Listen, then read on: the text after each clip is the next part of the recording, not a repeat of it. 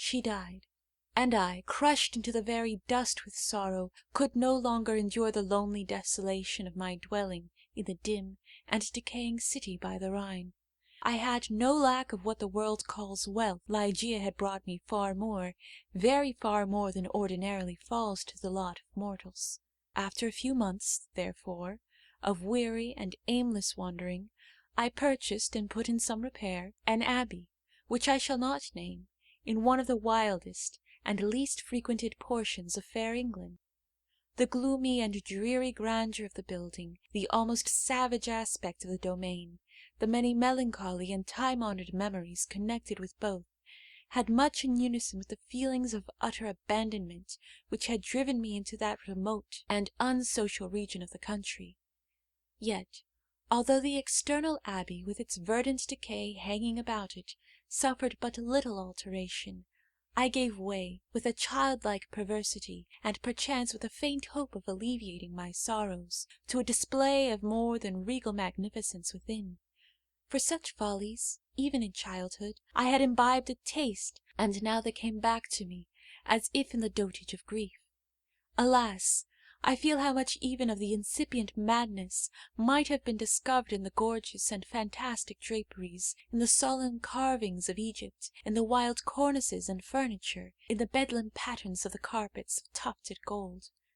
I had become a bounden slave in the trammels of opium, and my labours and my orders had taken a colouring from my dreams. But these absurdities must not pause to detail. Let me speak only of that one chamber, ever accursed, whither, in a moment of mental alienation, I led from the altar as my bride, as the successor of the unforgotten Ligeia, the fair-haired and blue-eyed Lady Rowena Trevanion of Tremaine. There is no individual portion of the architecture and decoration of that bridal chamber which is not now visibly before me. Where were the souls of the haughty family of the bride when, through thirst of gold, they permitted to pass the threshold of an apartment so bedecked, a maiden and a daughter so beloved? I have said that I minutely remember the details of the chamber, yet I am sadly forgetful on topics of deep moment, and here there was no system, no keeping, in the fantastic display, to take hold upon the memory. The room lay in a high turret of the castellated abbey, was pentagonal in shape, and of capacious size. Occupying the whole southern face of the pentagon was the sole window, an immense sheet of unbroken glass from Venice, a single pane, and tinted of a leaden hue, so that the rays of either the sun or moon, passing through it, fell with a ghastly lustre on the objects within. Over the upper portion of this huge window extended the trellis-work of an aged vine, which clambered up the massy walls of the turret. The ceiling, of gloomy-looking oak, was excessively lofty, vaulted, and elaborately fretted with the wildest and most grotesque specimens of a semi-Gothic, semi-Druidical device. From out the most central recess of this melancholy vaulting depended, by a single chain of gold with long links, a huge censer of the same metal, Saracenic in pattern, and with many perforations so contrived that there writhed in and out of them, as if endued with a serpent vitality, a continual succession of parti-coloured fires.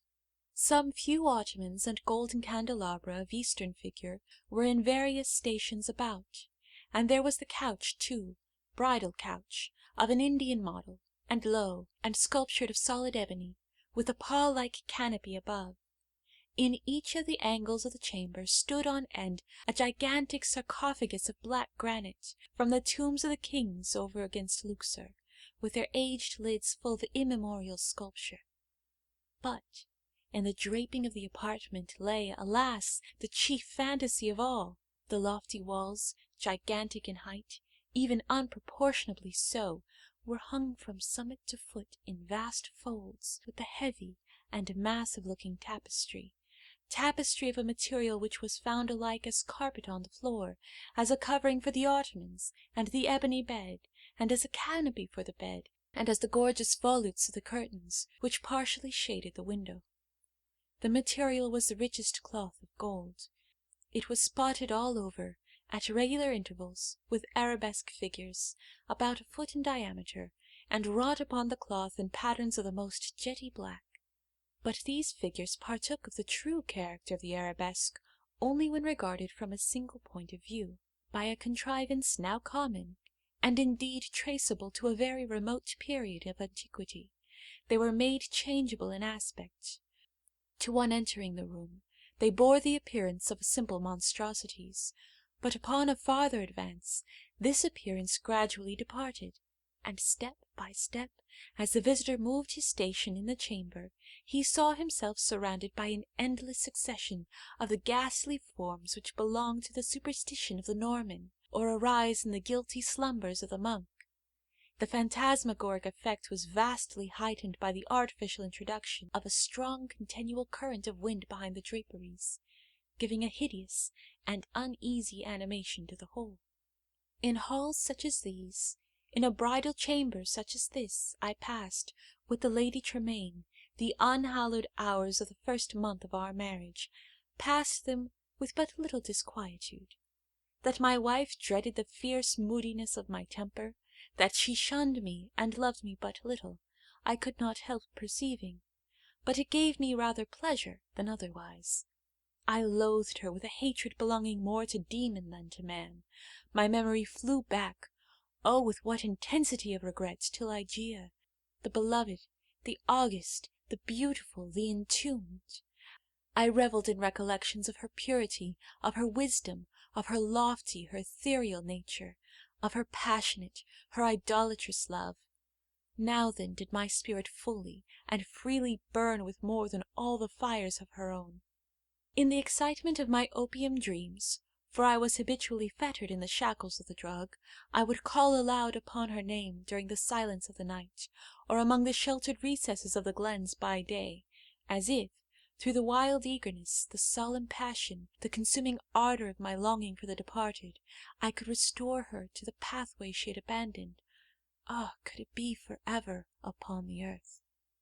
About the commencement of the second month of the marriage, the Lady Rowena was attacked with sudden illness, from which her recovery was slow.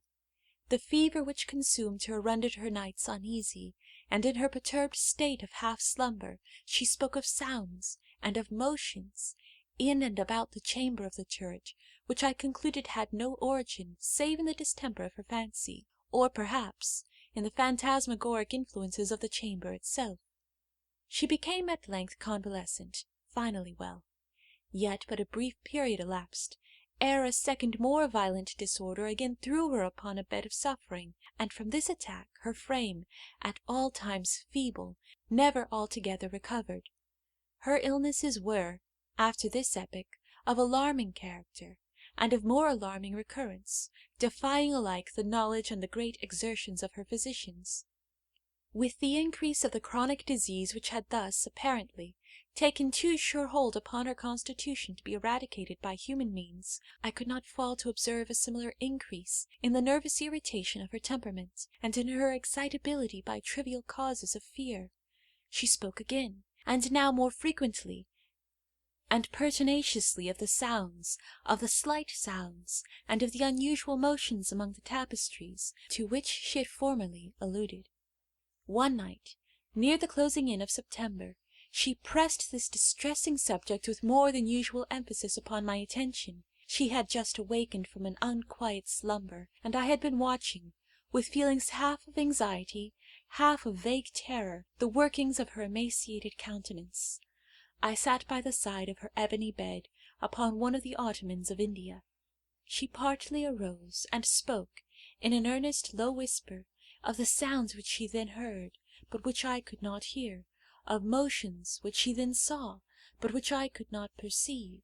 The wind was rushing hurriedly behind the tapestries, and I wished to show her what, let me confess it, I could not all believe, that those almost inarticulate breathings, and those very gentle variations of the figures upon the wall, were but the natural effects of that customary rushing of the wind.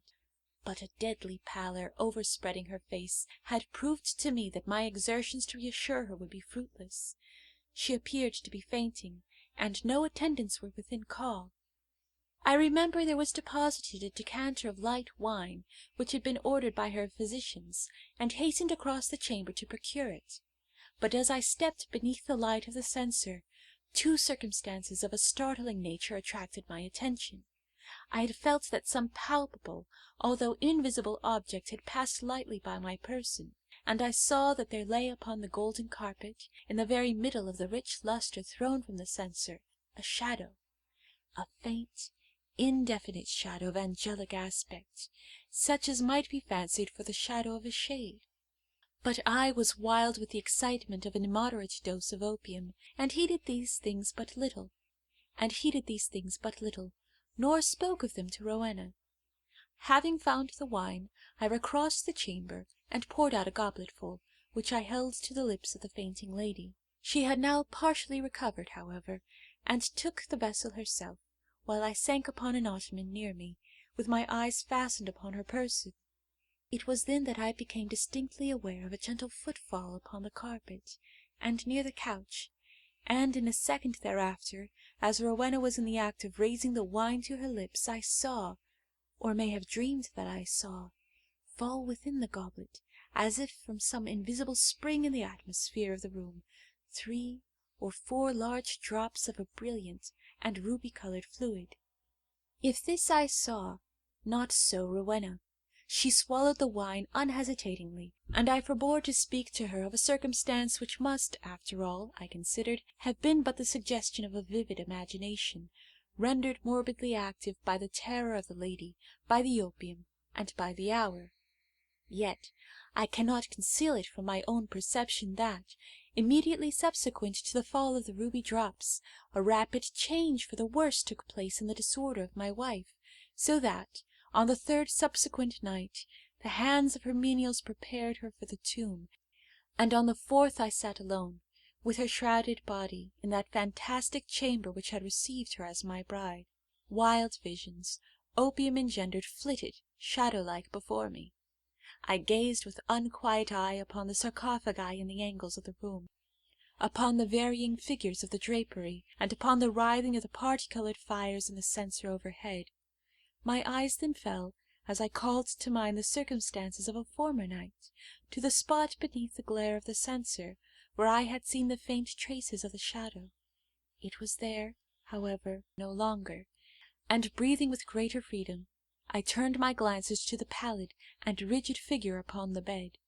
Then rushed upon me 1,000 memories of Ligeia, and then came back upon my heart, with the turbulent violence of a flood, the whole of that unutterable woe with which I had regarded her thus enshrouded.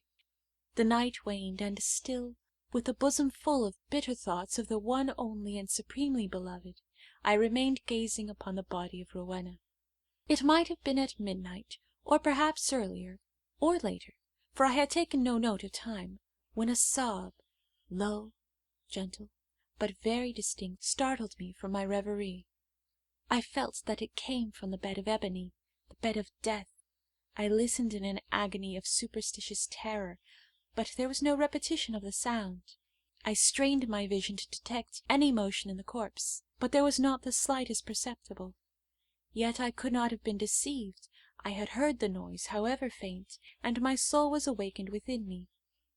I resolutely and perseveringly kept my attention riveted upon the body. Many minutes elapsed before any circumstance occurred tending to throw light upon the mystery. At length it became evident that a slight, a very feeble and barely noticeable tinge of colour had flushed up within the cheeks, and along the sunken small veins of the eyelids. Through a species of unutterable horror and awe, for which the language of mortality has no sufficiently energetic expression, I felt my heart cease to beat, my limbs grow rigid where I sat. Yet a sense of duty finally operated to restore my self-possession. I could no longer doubt that we had been precipitate in our preparations, that Rowena still lived. It was necessary that some immediate exertion be made, yet Church was altogether apart from the portion of the abbey tenanted by the servants. There were none within call. I had no means of summoning them to my aid without leaving the room for many minutes, and this I could not venture to do. I therefore struggled alone in my endeavours to call back the spirit ill hovering. In a short period it was certain, however, that a relapse had taken place. The colour disappeared from both eyelid and cheek, leaving a wanness even more than that of marble. The lips became doubly shriveled and pinched up in the ghastly expression of death. A repulsive clamminess and coldness overspread rapidly the surface of the body, and all the usual rigorous illness immediately supervened.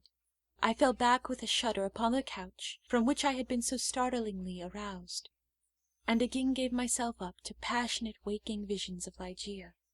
An hour thus elapsed when, could it be possible, I was a second time aware of some vague sound issuing from the region of the bed. I listened in extremity of horror. The sound came again. It was a sigh. Rushing to the corpse, I distinctly saw, a tremor upon the lips. In a minute afterward they relaxed, disclosing a bright line of the pearly teeth. Amazement now struggled in my bosom with the profound awe which had hitherto reigned there alone. I felt that my vision grew dim, that my reason wandered, and it was only by a violent effort that I at length succeeded in nerving myself to the task which duty thus once more had pointed out. There was now a partial glow upon the forehead and upon the cheek and throat. A perceptible warmth pervaded the whole frame. There was even a slight pulsation at the heart. The lady lived, and with redoubled ardour I betook myself to the task of restoration. I chafed and bathed the temples and the hands, and used every exertion which experience, and no little medical reading, could suggest. But in vain. Suddenly the colour fled, the pulsation ceased, the lips resumed the expression of the dead, and in an instant afterward the whole body took upon itself the icy chillingness, the livid hue, the intense rigidity, the sunken outline, and all the loathsome peculiarities of that which has been, for many days, a tenant of the tomb. And again I sunk into visions of Ligeia, and again, what marvel that I shudder while I write, again there reached my ears a low sob from the region of the ebony bed. But why shall I minutely detail the unspeakable horrors of that night? Why shall I pause to relate how, time after time, until near the period of the grey dawn, this hideous drama of revivification was repeated, how each terrific relapse was only into a sterner and apparently more irredeemable death, how each agony wore the aspect of a struggle with some invisible foe, and how each struggle was succeeded by I know not what of a wild change in the personal appearance of the corpse. Let me hurry to a conclusion. The greater part of the fearful night had worn away, and she who had been dead once again stirred, and now more vigorously than hitherto, although arousing from a dissolution more appalling in its utter hopelessness than any. I had long ceased to struggle or to move, and remained sitting rigidly upon the ottoman, a helpless prey to a whirl of violent emotions, of which extreme awe was perhaps the least terrible, the least consuming. The corpse, I repeat, stirred, and now more vigorously than before. The hues of life flushed up with unwonted energy into the countenance, the limbs relaxed, and save that the eyelids were yet pressed heavily together, and that the bandages and draperies of the grave still imparted their charnel character to the figure, I might have dreamed that Rowena had indeed shaken off utterly the fetters of death. But if this idea was not even then altogether adopted, I could at least doubt no longer, when arising from the bed, tottering, with feeble steps, with closed eyes, and with the manner of one bewildered in a dream, the thing that was enshrouded advanced boldly and palpably into the middle of the apartment.